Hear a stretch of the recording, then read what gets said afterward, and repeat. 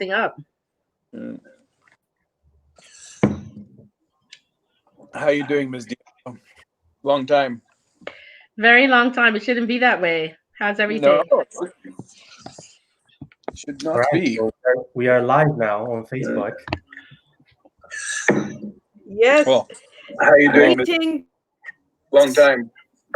Very long time. It shouldn't be that. Oops. Greetings, everybody. Welcome to the International Youth Conference, United Nations and Inclusion of Youth Seminar. We are delighted to have you on the line, joining from various parts of the world. There's on youth inclusion in the United Nations system. So my name is Aishwarya Narasimha Devara, and I am a civil society youth representative to the United Nations Department of Global Communications.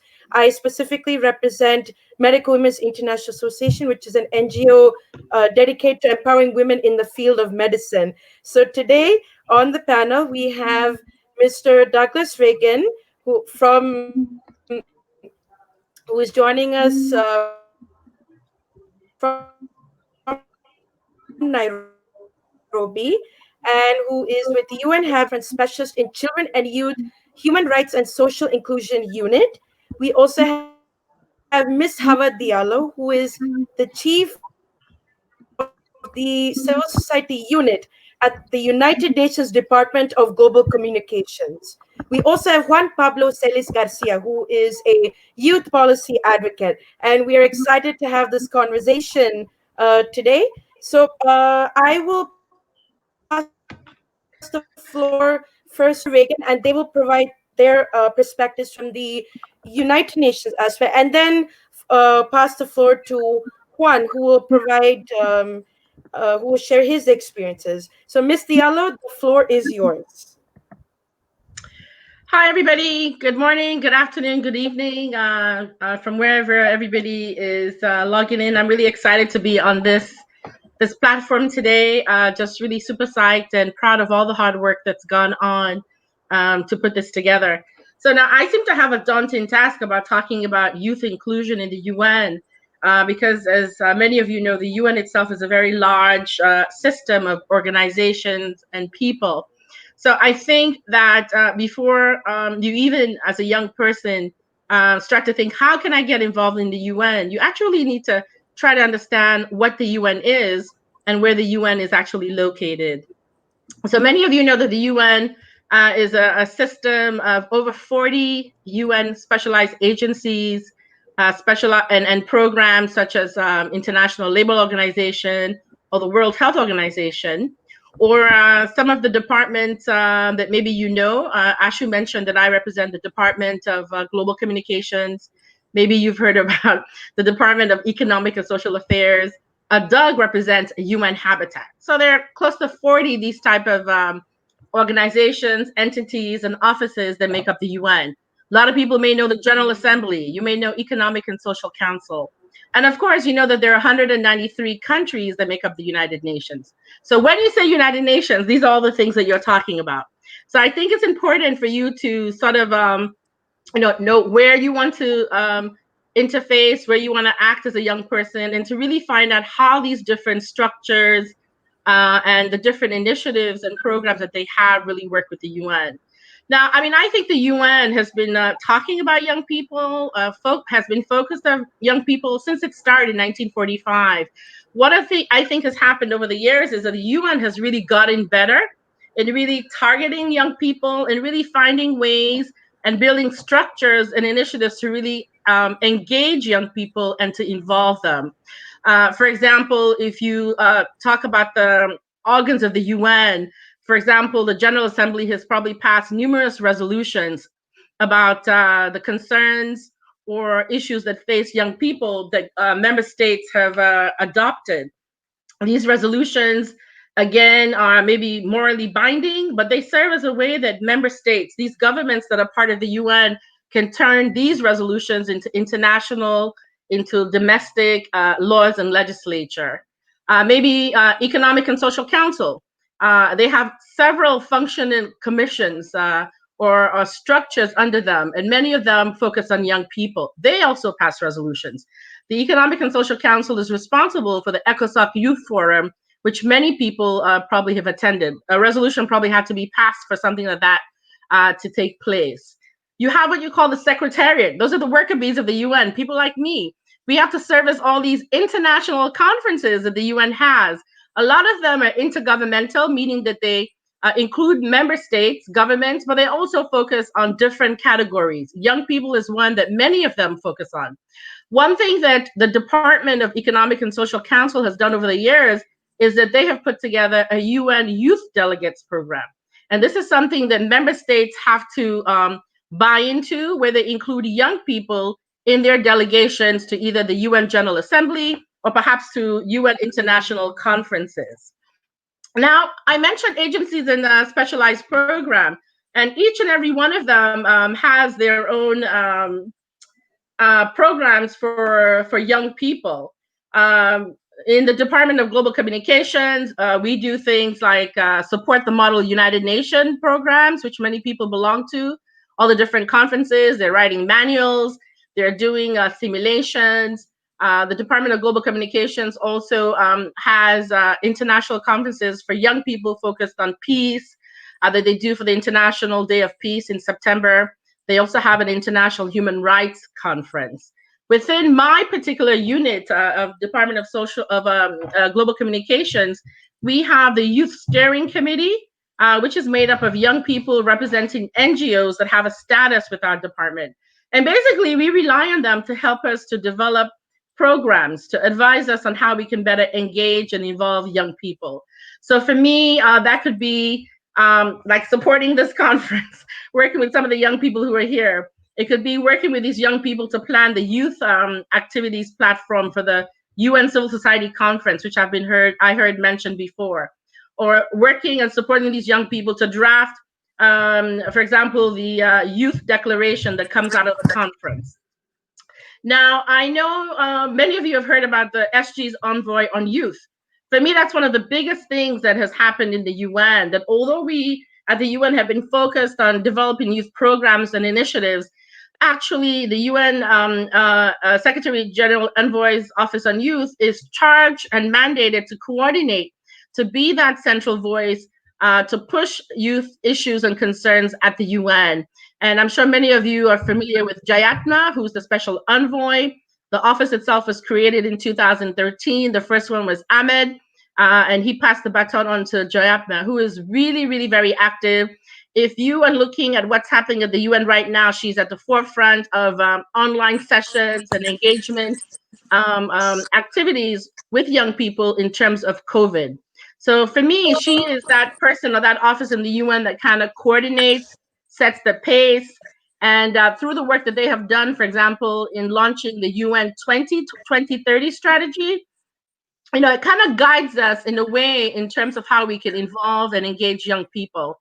Again, within the Department of Economic and Social Affairs, you have an interagency body which collaborates or really works for collaboration within UN entities to make sure all of us are on the same page in terms of the way we support and work with young people. Although we have our respective areas of interest and expertise, it's important that we come together as the UN to support young people. One of the ways we do this is through the work we do together for the ECOSOC Youth Forum, or let's say with the High Level Political Forum coming up. The Interagency Network on Youth Development would get us together to make sure that we have a common word and a common work plan in terms of how we're engaging with young people. Now, I've only given you a few examples, but for me, there are so many different ways in which the UN is, working with young people, whether it's developing initiatives and structures, or if it's working on policy. For example, back in 1995, there was a World Program of Action for Young People, which stands still as the bread and butter in terms of how we work with UN. Or maybe it's getting you to join initiatives. I saw our colleague from Jahan from the UN 75 office telling us to do the survey and to continue making input to the world's largest conversation. So, I mean, 7 minutes is not enough for me to go through all this. I hope that as we go through this, we'll hear more from other people on the panel, and I'll have more time to specifically talk about what my department does in continuing our work to engage and to involve young people. Thank you so much for having me on this platform. Over to you, Ashu. Thank you very much, Ms. Diallo. You gave a very comprehensive description of some ways that youth have been integrated into the platform, and also referring to the program to the World Program of Action for Youth. The predecessor was the first International Year of Youth that was commemorated in 1985. So definitely we can see throughout the years that there has been progression of youth inclusion into the system. Thank you very much for your remarks. And to hear from another UN agency that has also been very active in youth advocacy is UN Habitat. And I would like to pass the floor to our next panelist, Mr. Douglas Reagan from UN Habitat, who will provide his perspectives. Mr. Reagan, I pass the floor to you. Thank you very much. I'm really honored to be here. Really excited to be with friends again. Hawa Diallo and I go back many years on working in UN Habitat together in the youth program. So really excited to be with her. I think this is a really important question right now, especially in terms of the challenges, the huge challenges we're facing with this COVID-19 pandemic and what we can do. I'm also watching the live stream chats in which there's many of all the different questions. Let me first give you a quick, really brief overview. UN Habitat is the UN agency that focuses on cities and towns. So we focus on urban sustainability. Youth has been core to UN Habitat's work. Again, like I said, Hawa and I started our jobs back in UN Habitat and working in the youth unit there. And what we do is really try to address the issues of young people in cities and urban settings. We again try to look at those most marginalized. So one of the things that's come forward, especially with this COVID-19 crisis, is the fact that many people and many young people live in informal settlements and slums, especially in the developing world. So when you're looking at the statistics, like for example, Nairobi, 60% of the population here, the population is about 5 million, live in informal settlements. And those informal settlements make up 8% of the land base. There's huge concerns around COVID-19 that when it embeds itself or gets caught in the up in these slums, a place where often people don't have access to healthcare, water and sanitation is very limited, that this could run like wildfire through these systems and infect many millions. The projections on how many millions is quite staggering. So we're trying to do something, and the first point of call has been with young people and youth-led organizations. We work with a group called Mathari Environmental in the Mathari slum here, which has about 500,000 people. They've set up their first hand washing stations in early March. Since that time, we've now set up projected up to 70 hand washing stations. We've already washed 350,000 hands. This is just by young people alone. And again, I know across the board, we see that young people have stepped up in this crisis and are really working hard. So, I mean, again, I think it's important. Hawa was very good in outlining all the different structures.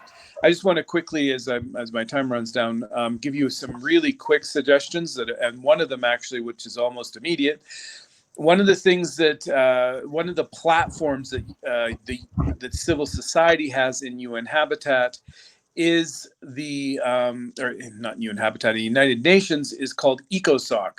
And ECOSOC is really a great way for civil society to get involved and use civil society.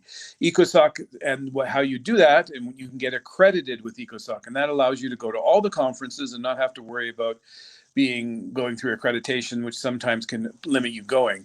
That is due, I think, tomorrow.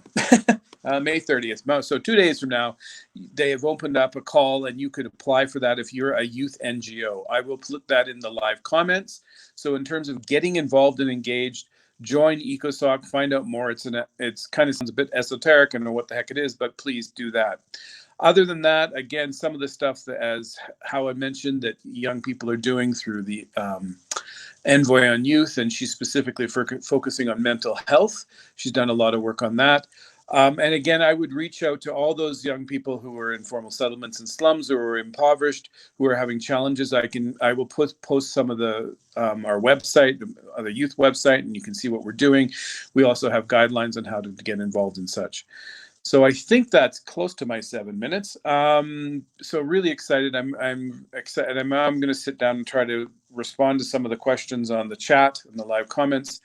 But again, welcome everyone, and looking forward to hearing more. Thanks. Thank you very much, Mr. Reagan. It was quite interesting to hear some of the work that even UN Habitat has been doing. And absolutely, because of the COVID-19 pandemic, we can see some of the qualities that have actually been coming to the surface because of including some of the problems that are informal settlements are facing, which is quite an important issue to be taken into consideration to various agendas. Thank you very much once again. Now, I would like to pass the floor to our next panelist, Juan Pablo Celis Garcia, who is a youth policy advocate and also a fellow colleague who I've had the honor of working with on various youth initiatives. And he will be able to share some of his perspectives, being a supporter of youth as well. Juan, the floor is yours. Thank you very much, Aishu, and thank you to everybody who's watching us online, to all the friends and to all the young people. Greetings from Colombia. I just want to talk to you a little bit about my experience with getting involved with some of these initiatives and events and platforms of the UN system. And I just want to start by saying that the UN is really a place for everybody, and that there's a place for everyone. And I think throughout my experience, I've seen how young people from all different backgrounds or experiences or from ways of living have found themselves in the UN and in a specific area that they want to get involved with. So I want to talk to you about three important things that I think is good to consider if you want to get involved with UN events, UN platforms, initiatives. And the three of them are going to be focused on, first, as an individual, as civil society, how a young person can get involved in the UN as just an individual, or also as a civil society member of an NGO or an organization. And also the second part would be about how young people could be involved within their governments as a young representative. And the third part, I just want to talk to you about some of the language and some of the narrative that the UN has brought and the member states had agreed on young people, and considering why young people is important and why they need to be considered in decision-making levels. So as a civil society, as an individual, sometimes we don't realize that the UN is looking for young people to participate in initiatives. Sometimes we think that the UN is something that it's kind of hard to get involved with, or we don't hear much about, or we don't know how to get involved, or there's not a clear process. But in reality, in many instances, the UN looks for you as well. And that the UN is looking for young people that are passionate, that have innovative perspectives, that have different ideas on solving global challenges. So that is why I think that it's important for you to be to have a clear message, and to, in a way or another, be associated with organizations that do advocacies, that do activism for the planet, for education, for many different issues, and that at the same time the UN is discussing. So, for instance, we had a panel before where we had somebody from the 75th anniversary of the United Nations. For example, that initiative is bringing so many young people from all over the place, from different areas, where everyone has a say and everyone can participate You could just go to UN 75 and you could find so many ways to get involved in. So there are different ways that as an individual, without being part of an organization or an enterprise or any form of organization, you don't really need to be associated with. So you could just look for it, be proactive, and find some of those entities and programs that you as an individual can get involved with.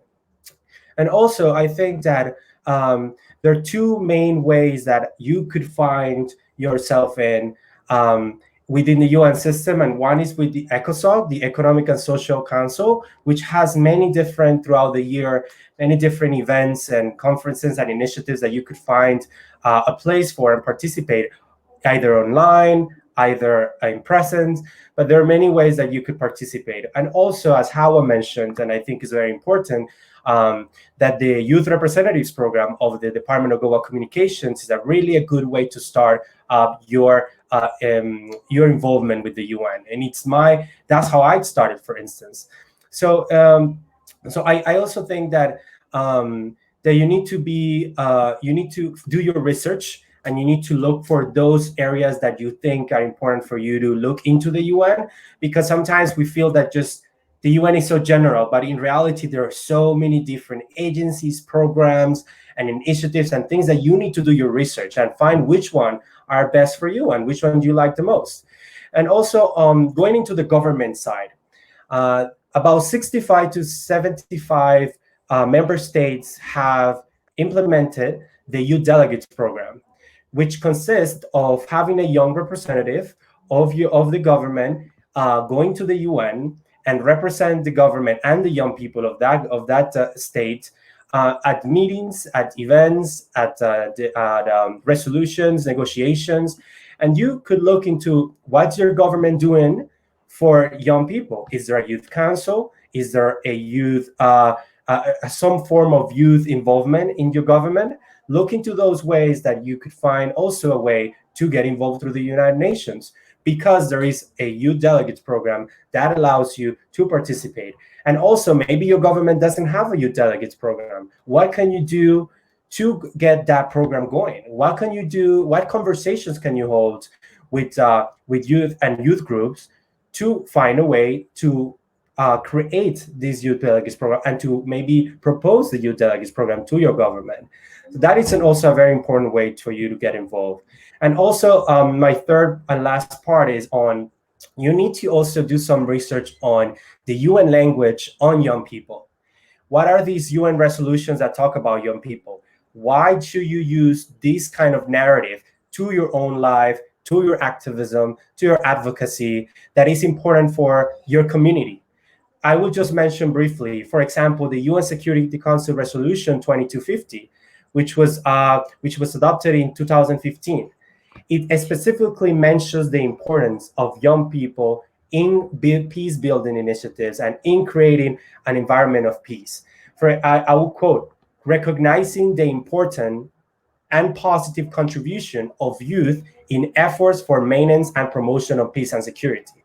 So that is a very clear message that member states at Security Council have agreed upon, that young people are necessary for peace and security, and that young people are necessary for to be involved in the decision-making processes of our global issues. So that's also something that you need to consider. And at the same time, every 2 years there is a resolution by the General Assembly on youth, specifically on youth, that you should also take a look in.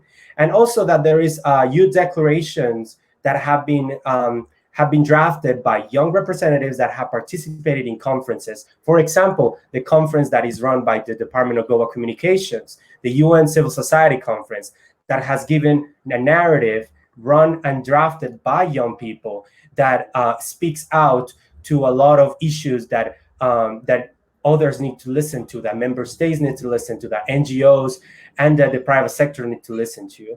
So I think those three areas are very important for you to consider. And I hope some of that you've taken notes of.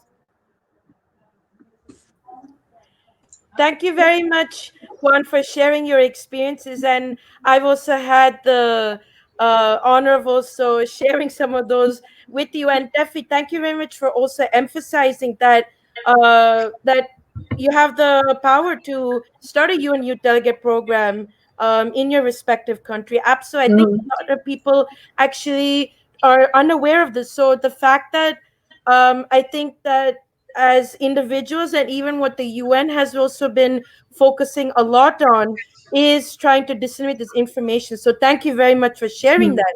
So now, I would actually like to ask the panelists a few questions, and we will be having like, the question and answer session uh, Mhm. preceding this segment. So we're definitely looking forward to answering some of your inquiries. Now, to all the panelists, I would like to ask you, what advice would you give to youth who wish to get involved in the United Nations? Um, yes, Miss Diallo, would you like to go first? Sure. Thanks. Thanks everybody for such good interventions. I actually give this advice also to staff members, or say staff members should think the same way. I think for me, number one, as a young person, you really, first of all, you need to know what you want to do, uh, and to be very specific about it. But you need to be proactive. You need to be informed, and I think you can't just wait and say the UN is going to do X, Y, Z. You need to take action yourself. It could be staying informed, getting involved at the local level. You don't need to fly to New York or to Prague to be an activist. Start in your neighborhood, start in your community, do a UN model United Nations in your school, do a United Nations association in your county or in your city.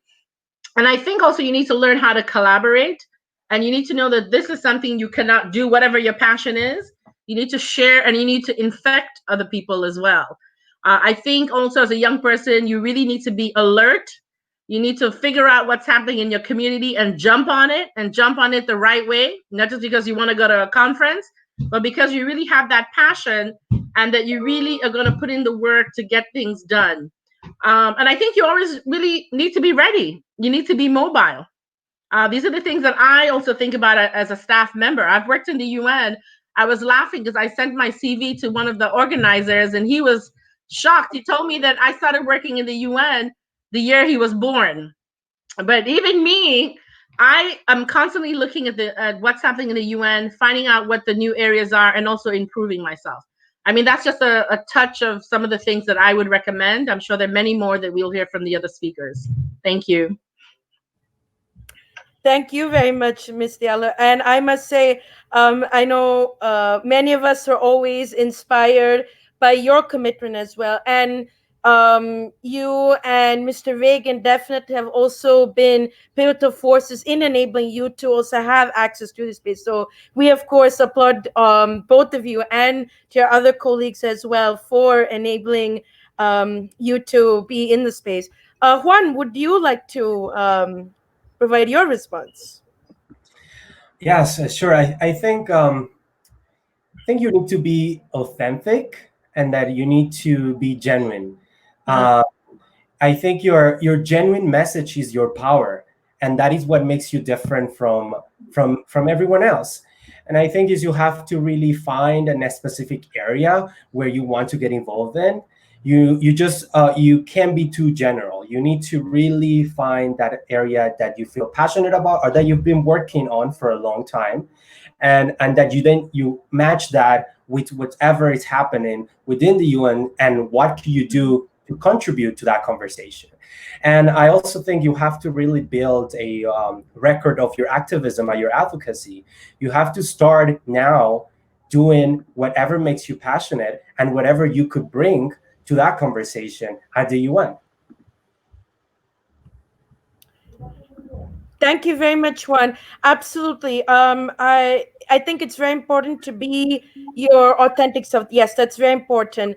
There's no purpose in being insincere about it because ultimately, we all strive for a better world, and that is why we're joining forces together. So that is always something to keep in mind. Thank you very much.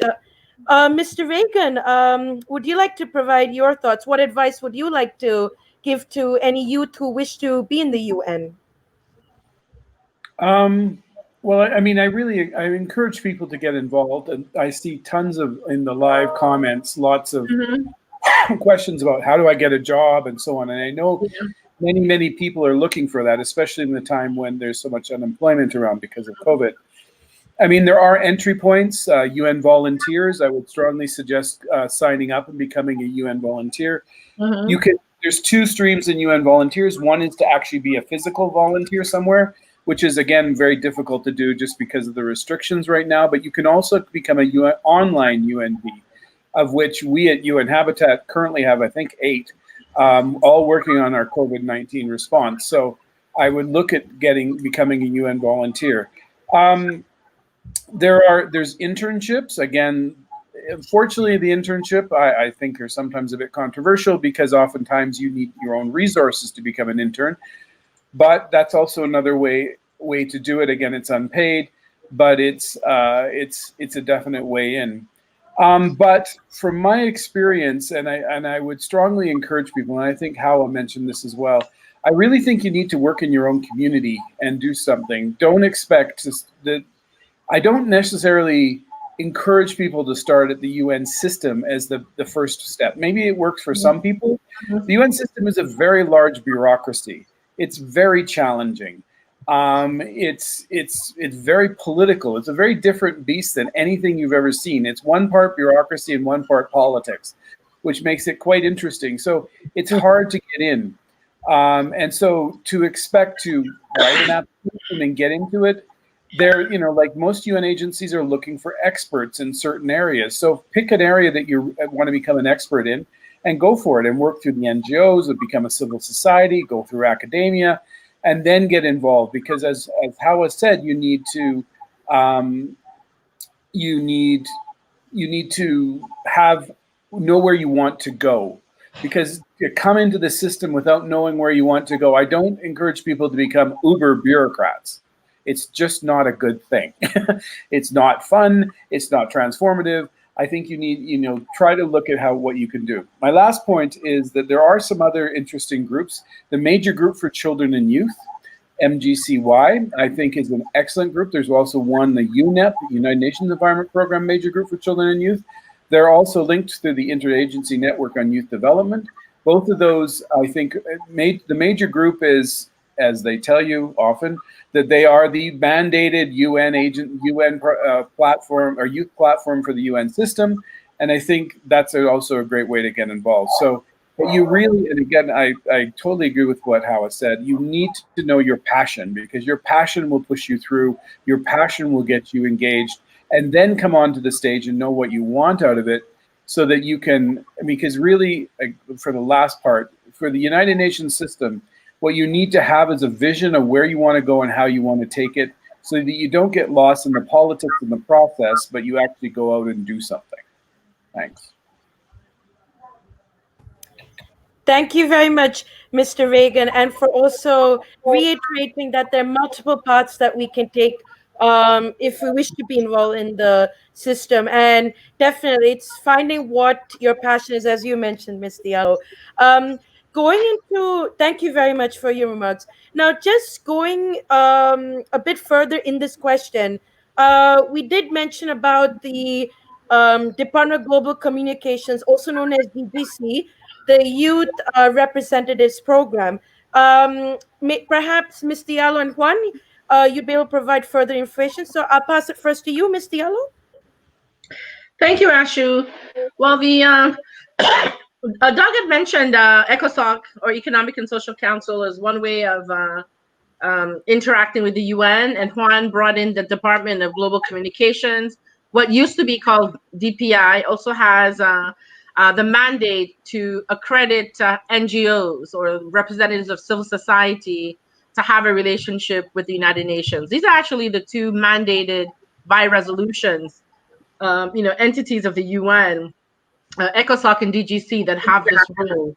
So one thing we had realized in our department is that a lot of young people either worked in NGOs or they led NGOs. And Doug, this is something that you and I definitely experienced working with UN Habitat, working with youth organizations. And I think within the department, they saw sort of the I guess, the value we would have if we created specific initiatives that targeted young people.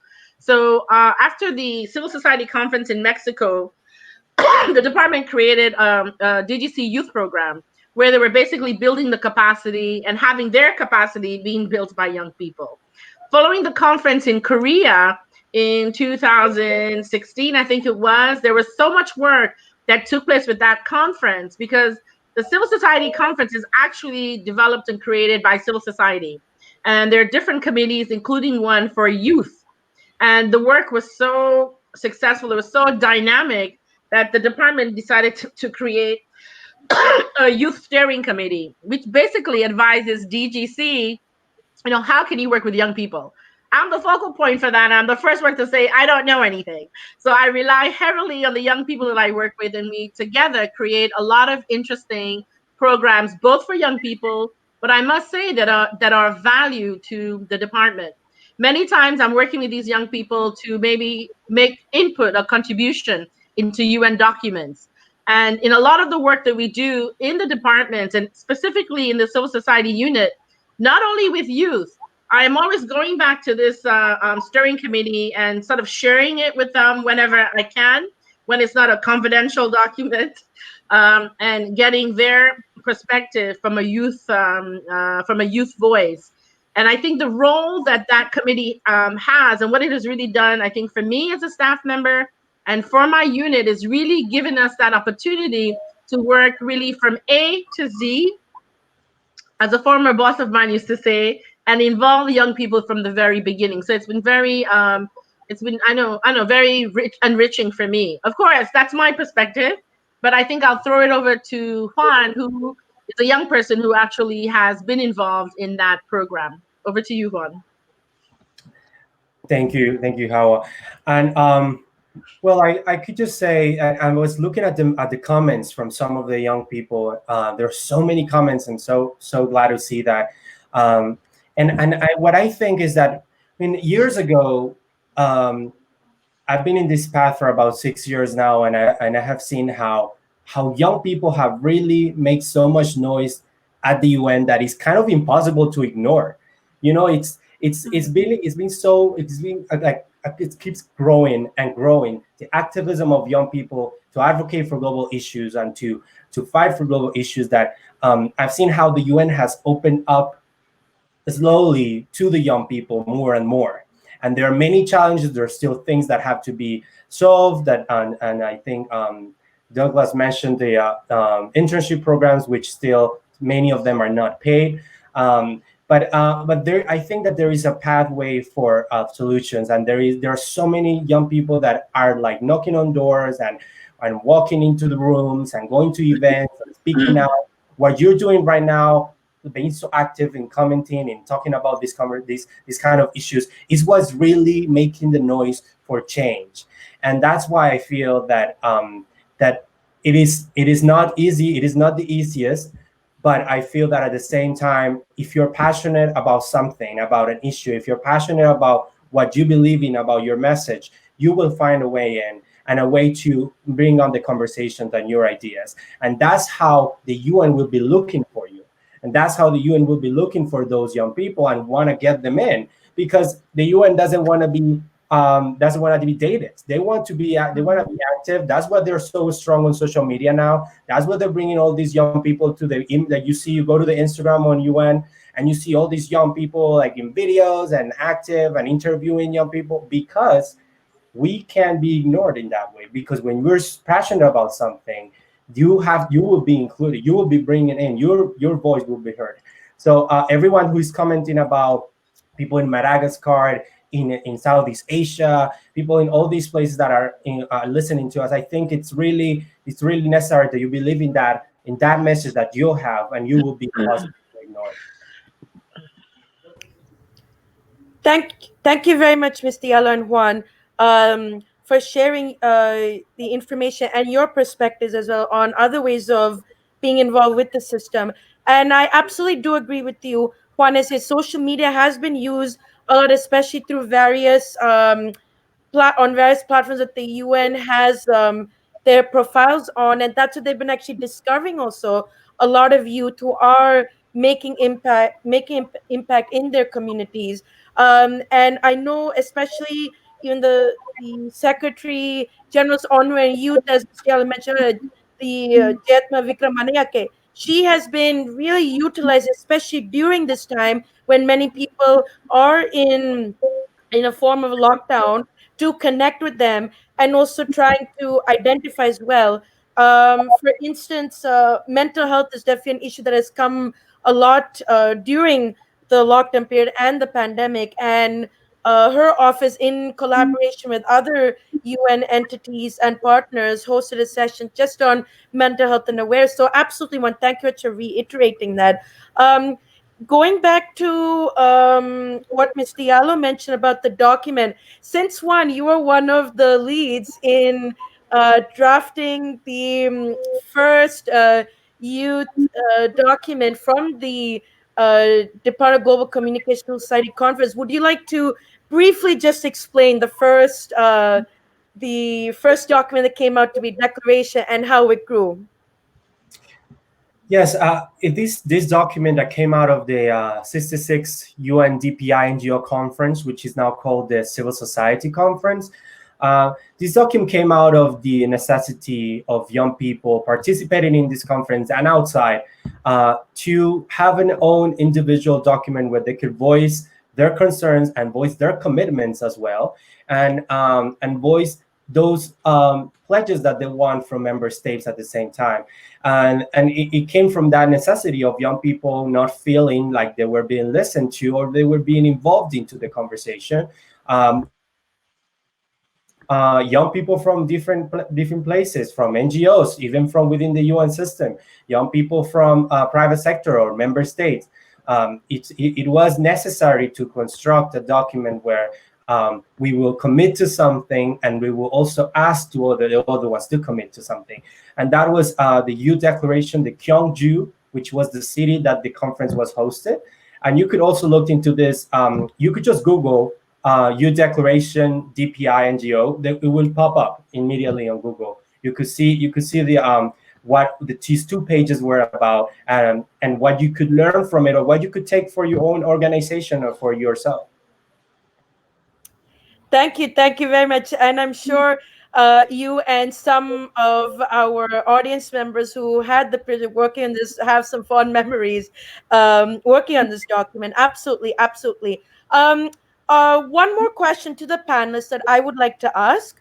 What role do youth have in the United Nations system in efforts addressing the COVID-19 pandemic and in post-recovery strategies? Um, would any of you like to share any of your thoughts? How do you think youth can be pivotal within the UN system in addressing the pandemic and in the future? Sure. Well, let me take a quick stab at it. Youth are already doing that. And again, it's not, I think Howard mentioned this as well, is let's not wait for the UN to start something. I think you have to get involved and engaged. Again, if you look at some of the things I've been posting in comments, we have a what we call our youth-led emergency response, where we're supporting, and when I say supporting, I don't mean I'm sending you money, but we're supporting and profiling what you're doing already. So we're doing that specifically a lot right now in the informal settlements and slums in Kenya and East Africa. But we'd be more than happy to give you information and such. I mean, really what the UN can do is it can amplify your message. It can, if you're doing some great work, well, figure out a way that the envoy or me or how UN Habitat or Hawa and what she's doing and so on can amplify what you're doing, and then this as a partnership, you can go forward and get more resources, because obviously that's always a big issue, but as well do more of what you're doing. So I mean, again, I'm always heartened. I'm always so excited to see what the great things young people are doing. And what oftentimes young people who have very little resources are doing. So that's my response, I think, is it's that front line, whether it's just, you're volunteering in your local hospital or or maybe you've set up a hand washing station, or maybe you've done whatever. I mean, I think we really want to hear from you, and we'll support you in what ways we can. Thanks. Thank you very much, Mr. Reagan. Absolutely. You are very much correct that it's not the all up to the UN. We are also catalysts in real in achieving the sustainable development goals.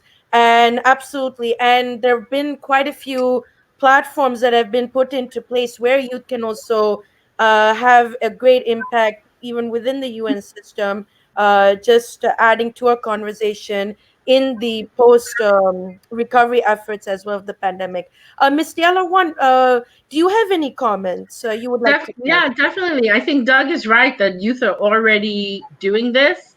And I think if you look at the array of UN activities, I mentioned before the UNSG Envoy's Office, amongst other entities, you see that youth are involved already. And I think as Doug says, doing it from your community is what it takes, because you need to understand again, what is the UN? It's an organization of member states. So I can't just go in and jump in and start talking in the General Assembly or the Security Council. I'm not a member state, right? I need to be invited to that fora through the rules and procedures of the UN. And I think that's what young people need to understand. And that's why I say it's important to understand what the UN is, what it can, and what it cannot do.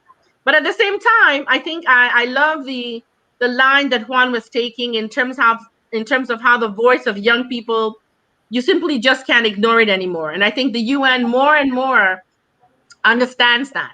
I remember the chair of our conference in was it the New York conference? Winnie Baniyama. She's the former head of Oxfam International. She's now the head of UN AIDS.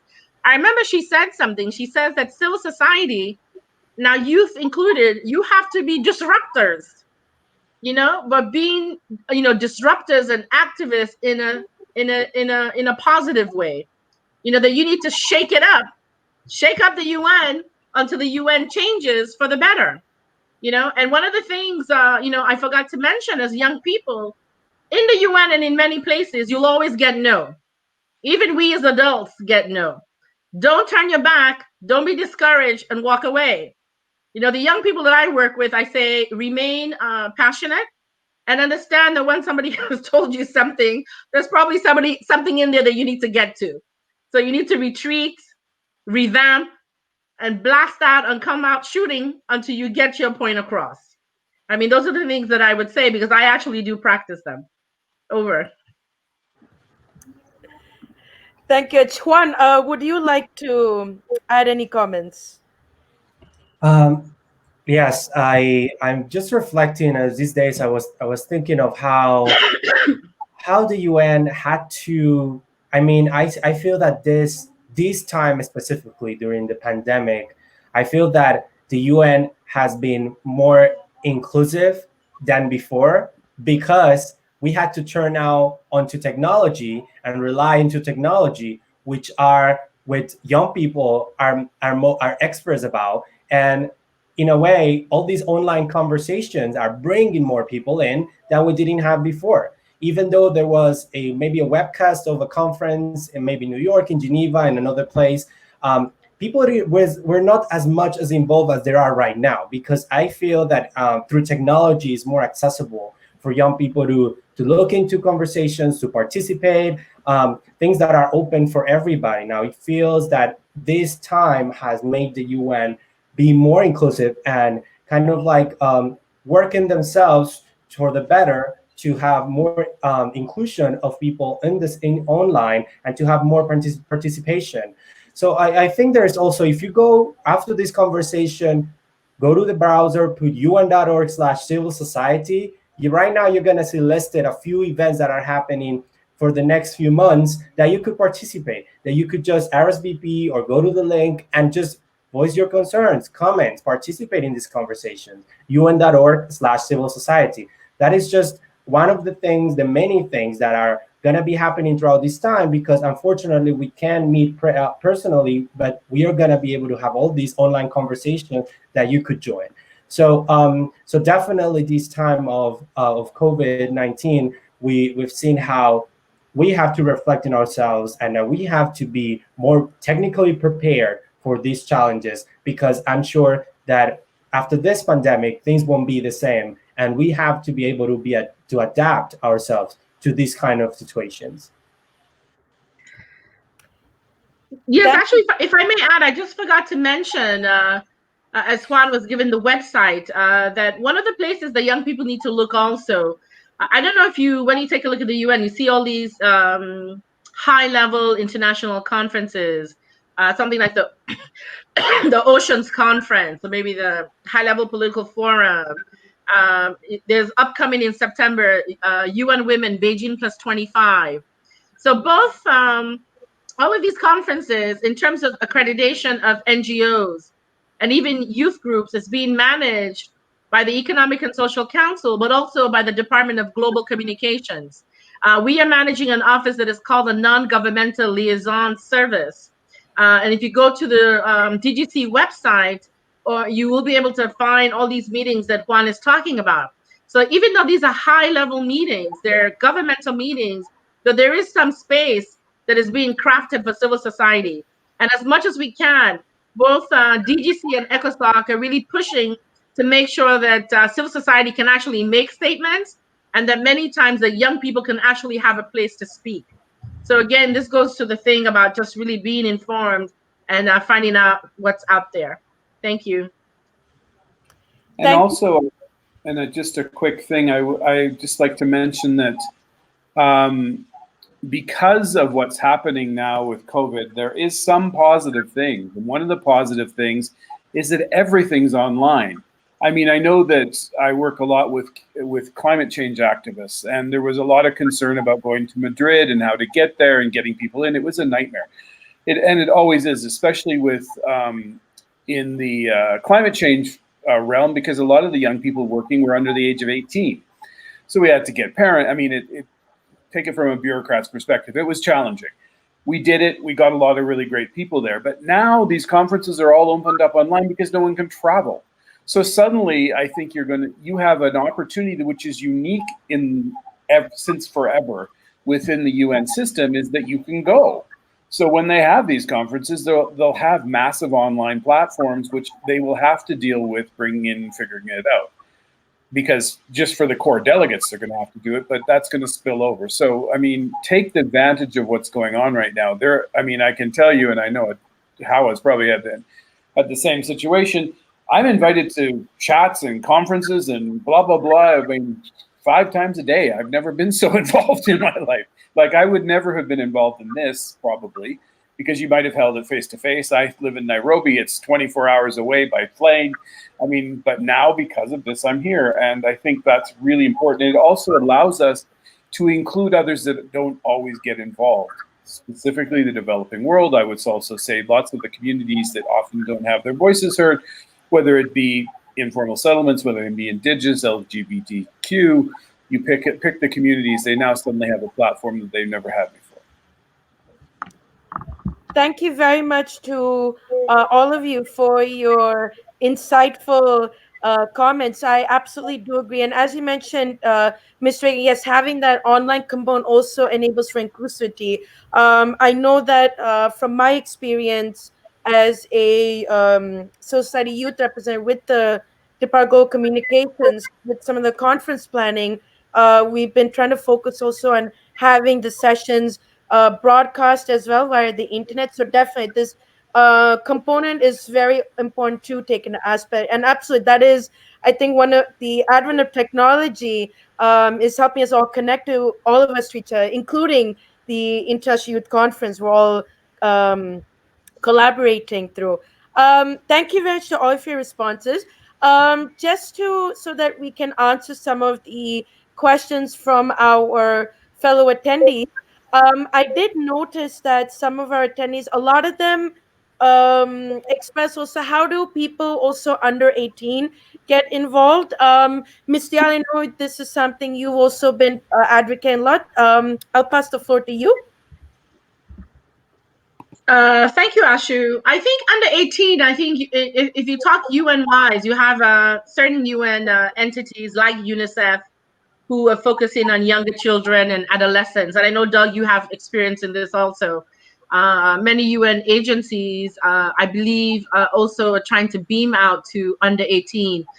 In the Department of Global Communications, for example, they have created an SDG Readers Club, and they started in the UN bookstore, but now it's online, where they have reading clubs for kids in elementary all the way down to kindergarten. So I do believe that there is space in the UN for the under 18. I know that even we in the Department of Global Communications, although the age is 18 and above, when we're doing activities, we are reaching out to elementary and to high schoolers and inviting them to the events that we do. And I think this is also the same for UN Habitat. We believe a lot in peer-to-peer education, in a linear way, but also, from the top to the bottom. So definitely, I think it's something that many of us in the UN are aware of. And I think you really need to search within the organization to see what entities, even UN Environment Program, UNEP, I believe, has programs that focus on adolescents. I'll pass it over to other people on the floor. Thank you.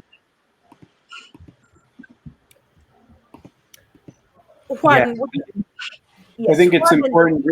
Yeah, I think it's really important also, again, not to think that nothing's going on and that if you're talking about affecting change, there is no more change that has been more effective than the climate change movement under Greta Thunberg. And that in terms of under 18, it's mostly under 18. I'm tracking right now, we're engaging right now in Africa, 35 different mostly young women that are involved in climate change activities. So if anyone comes to me and says, oh, how do I get involved? It's impossible. It's like, no, it's not impossible. No, you're not going to be the next Greta Thunberg. Maybe you are. I support you to do that. But you can make huge change. And if, it's an online world, but the online world also, you have to go offline. And I think that's what COVID-19 is bringing to us as well, is that it's our communities that are most important. And if you can do good things in your communities, oftentimes you might just find that's enough. I've done amazing things in my communities. I don't need to be involved in the UN. Great. Or you might find I'm doing amazing things in my community. I want to tell everybody and help everyone else. That's great too. So, there's many challenges that people face, and I cannot live the challenges. As a overly privileged white guy, I can't. I'm not speaking to you and in any way lecturing you. I'm just saying I know that many people face many barriers, but I've also seen amazing, amazing things of what people can do, and especially young people. Yeah. Mm-hmm. Thank you, Rich. And Juan, before we conclude, would you like to add any comments? Yeah, just briefly. Motto UN, it's also a good source for people under the age of 18. Mm-hmm. It will help you and help others to understand more of the system and how it works, and to also find your niche, find which area are you more passionate about, and there is no limited of age for Motto UN. You could create one in your community, in your school, and wherever you are, you could be an advocate for Motto UN.